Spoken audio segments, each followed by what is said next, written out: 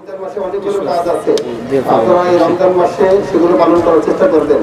কারণ এই রমজান মাসের একটাই কারণ যে রমজান মাসে কোরআন নাজিল হয়েছে।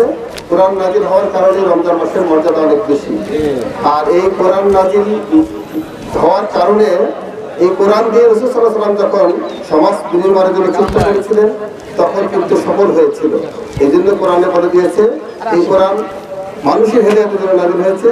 আবার বলছে এই কোরআন হেদায়েত দিবে তাদেরকে যারা মুত্তাকি। যিনি আল্লাহ বলেছেন কুতিবা আলাইকুমুস সিয়াম কামা কুতিবা আলাল লাযিনা মিন ক্বাবলিকুম লাআল্লাকুম তাত্তাকুন। আপনাদের উপর কি রোজা ফরজ করে দিয়েছে, এই রোজায় যদি আপনি পালন করেন তাহলে সম্ভবত কি হবে, মুত্তাকি হতে পারবেন, আল্লাহর ভয় আপনাদের সৃষ্টি হবে। আর কি করবেন মুত্তাকিদের জন্য?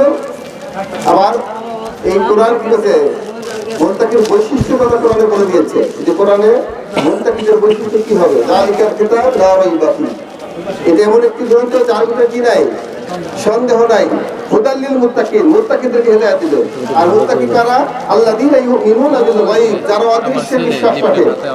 আমরা আল্লাহর প্রতি বিশ্বাস রাখি না, তাহলে আল্লাহ রাব্বুল আলামিন আমাদেরকে সৃষ্টি করেছেন।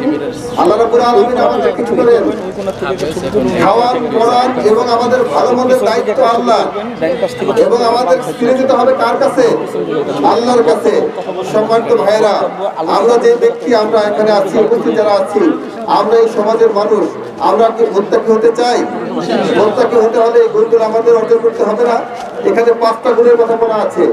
একটা গুণ দিয়ে আমি কথা বলি যে আল্লাহকে যদি বিশ্বাস করি এবং আল্লাহর ইবাদতই যদি আমরা করি, তাহলে আল্লাহ ইবাদত করার জন্য কোরআন দিয়ে দিয়েছে, এবং কোরআন অনুযায়ী যদি আমার জীবনযাপন করি তাহলে নাকি আমার ইবাদত সার্থক হবে, ঠিক কিনা? অন্যান্য কিতাবের প্রতি আমার বিশ্বাস থাকবে, কিন্তু অনুসরণ করতে হবে কোরআনকে। তাহলে আজকে শুধু এখানে আমরা দেখি অন্যান্য কিতাব তো দূরের কথা, কোরআনও মানি না, অন্য কিতাবও মানি না। আমরা যারা মুসলমান আছি বলেন আমাদের দেশে এটা কি ইসলামের দেশ না, মুসলিম দেশ হিসেবে পরিচিত না? কিন্তু আমাদের দেশে মদ কি ইসলাম হারাম করেছে না হালাল করেছে? আমাদের দেশে লাইসেন্স দেওয়া আছে না মদের? তাহলে এই মদের লাইসেন্স যারা দিয়েছে এই সরকার দিয়েছে না? তাহলে এই সরকারকে যারা সমর্থন করি তাহলে কি এই মদের লাইসেন্সের গুণাগার কি আমরা হচ্ছি কিনা? অবশ্যই অবশ্যই। জিনা ব্যবসার লাইসেন্স দেওয়া আছে কিনা? পতিতালয়ের লাইসেন্স দেওয়া আছে না? এই পতিতালয়ের লাইসেন্স যে সরকার দিয়েছে এর গুণা আপনি ভাগী হবেন কিনা? এবং সকল কিছু আমাদের অর্থ ব্যবস্থার ব্যবস্থাপনা কি সুদ ভিত্তিক অর্থ ব্যবস্থা। এই সুদ ভিত্তিক অর্থ ব্যবস্থায় আপনার আমার কি এই সুদের গুণা হবে না? তাহলে আমরা যারা আছি বাংলাদেশ জামাত ইসলামী কি চায়?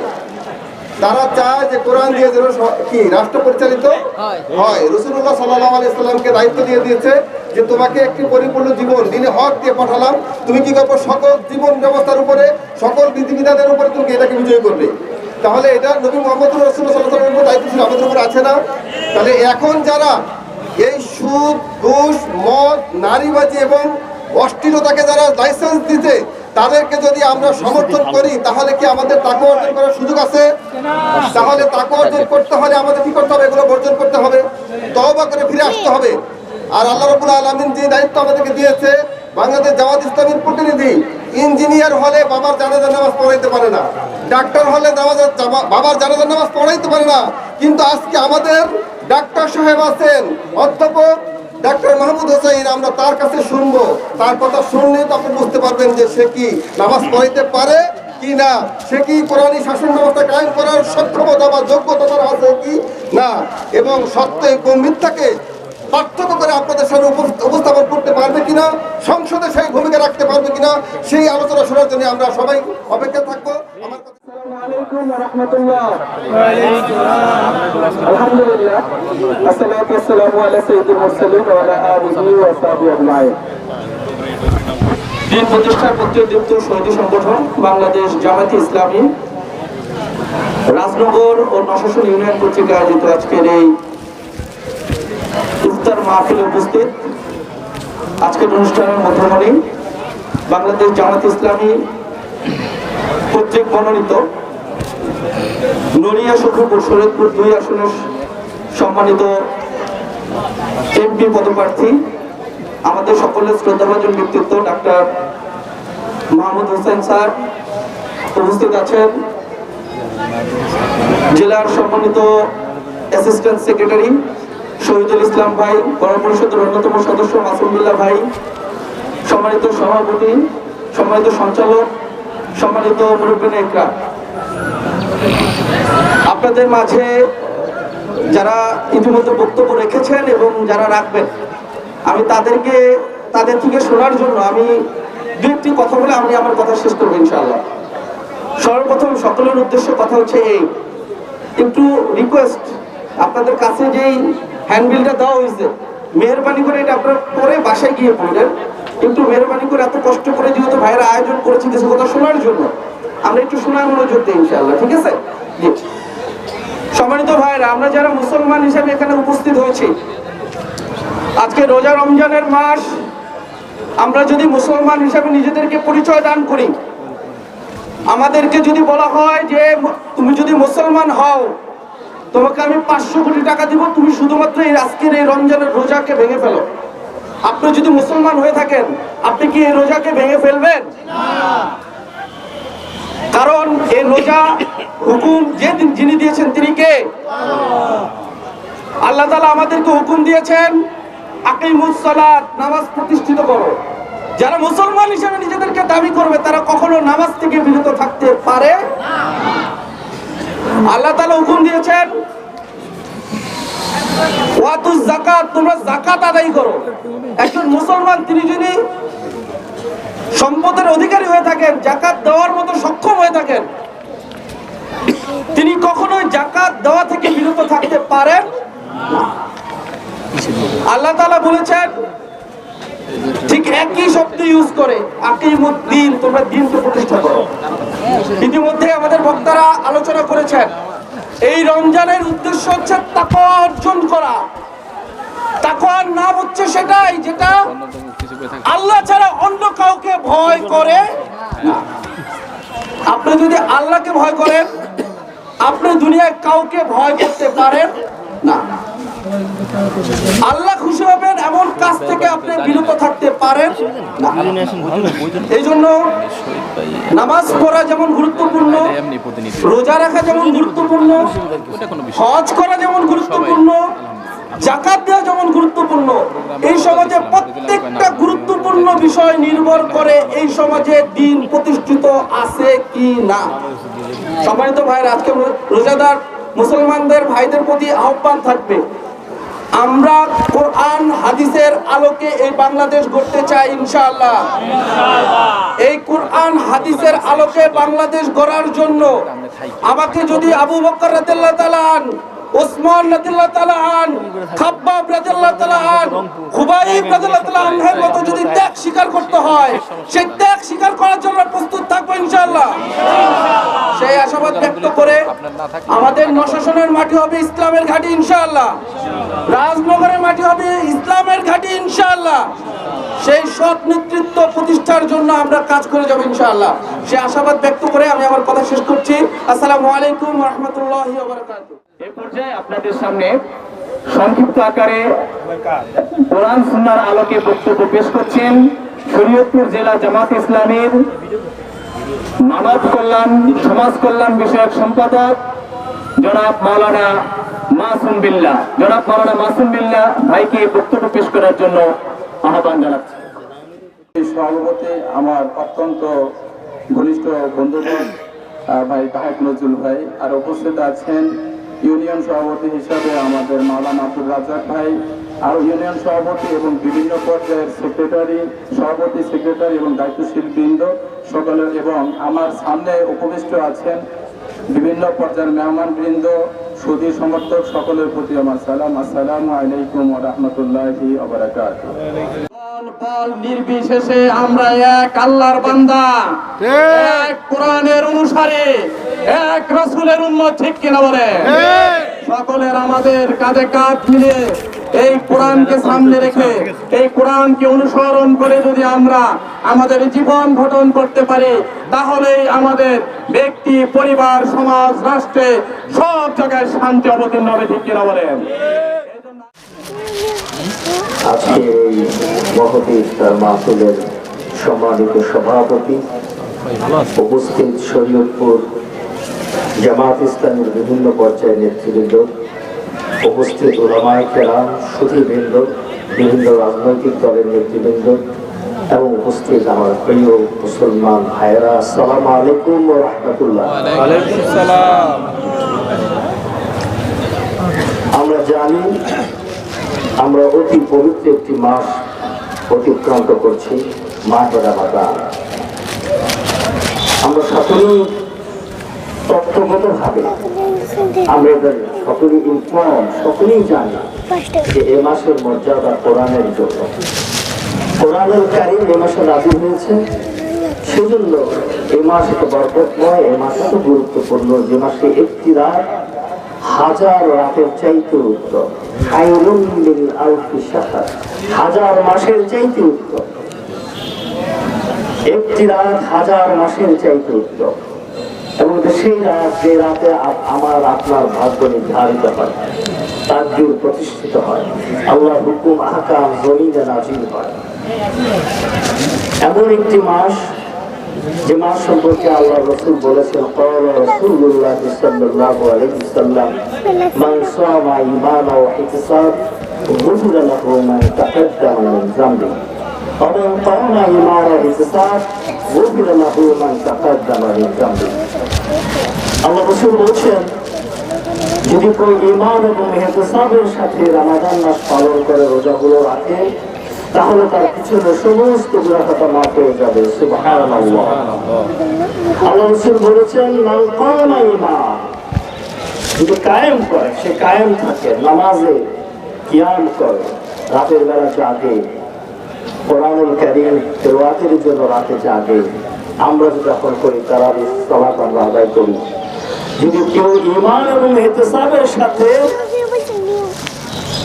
নামাজের জন্য রাত্রি জাগরণ করে, তাহলে তার পিছনে সমস্ত গুনাহ খাতা মাফ হয়ে যাবে। আলহামদুলিল্লাহ, আলহামদুলিল্লাহ। কিন্তু শর্ত দিয়েছেন, কিন্তু ঈমান ও ইহতিসাব। এমনি এমনি শুধুমাত্র প্রথাগত ভাবে, শুধুমাত্র রিচুয়াল পালনের জন্য, নিয়ম কানুন পালনের জন্য, শুধুমাত্র মন্ত্র জপার জন্য কোরআন তেলাওয়াত এবং কোরআন সবাইকে তো ফায়দা দিবে না।